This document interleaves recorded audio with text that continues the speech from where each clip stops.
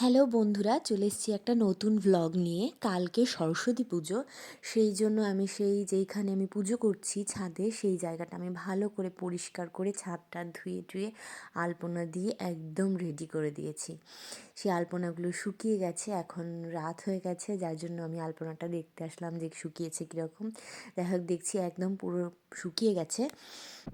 এখন সরস্বতী ঠাকুর যেইখানে বসবে সেই জায়গাটা আমি সুন্দর করে একটা কাপড় দিয়ে মুড়ে দিচ্ছি এবং ঠাকুর বাড়িতে চলে এসেছে, যার জন্য ঠাকুরটাকে নিয়ে চলে আসবো আমি জায়গা মতো প্রতিষ্ঠান করে রেখে দেব।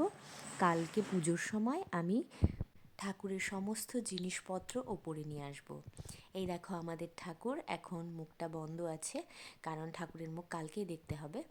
তো যাই হোক, ঠাকুরটা ওখানে রেখে আমি নিচে এসে দেখছি আমার বিছানার কঠিন অবস্থা। তো যাই হোক, এখন ঘরটা পরিষ্কার করতে হবে। যত যাবতীয় আমার সোয়েটার জামা কাপড় রাখা ছিল সেগুলো আমি ধীরে ধীরে একটা একটা করে পরিষ্কার করতে থাকি যত তাড়াতাড়ি সম্ভব, কারণ যত তাড়াতাড়ি ঘুমোবো কাল তত তাড়াতাড়ি সকালবেলায় উঠতে পারবো। আর কাল সরস্বতী পুজো, কাল তো আরও অনেক কাজ আছে। যেহেতু ছাদে পুজো হচ্ছে সেহেতু সমস্ত জিনিসপত্র ছাদে নিয়ে যেতে হবে, নিজেদেরও তৈরি হতে হবে, আবার আমার ছোট ভাই আছে তাকেও রেডি করতে হবে।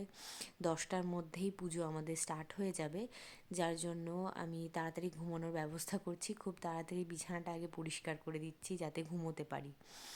তো দেখতে পাচ্ছ সমস্ত আমার কাপড় চোপড় গোছানো হয়ে গেছে। এখন জায়গা মতো রেখে আমি নিজেকে পরিষ্কার করতে চলে গেলাম, একটু ড্রেস চেঞ্জ করে মুখটা ভালো করে ধুয়ে টুয়ে, যেটা প্রত্যেক দিন করি রাত্রেবেলা। স্কিন কেয়ার যাকে বলে, সবাই একটু রাত্রে স্কিন কেয়ার করে ঘুমোলে সত্যি রাতটা ভীষণ ফ্রেশ এবং শরীরটা ভীষণ ভালো লাগে।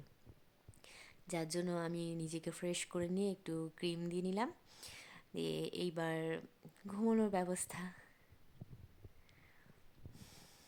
মুখটা ভালো করে পরিষ্কার করে, আমার ক্রিম বলতে আমি শুধু বোরলিং ইউজ করি, দেখতে পাচ্ছ আমি শুধু বোরলিং ইউজ করেছি, করে এখন ঘুমোবো। কালকে দেখা হচ্ছে, টাটা।